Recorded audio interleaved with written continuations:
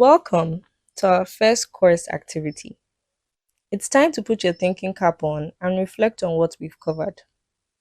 We've introduced generative AI, explored its power, seen some examples, and discussed important ethical considerations.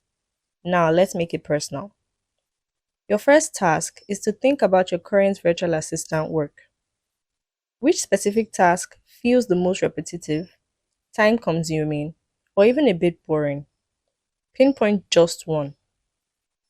Next, based on everything you've learned about generative AI so far, how could an AI tool potentially help you with that exact task?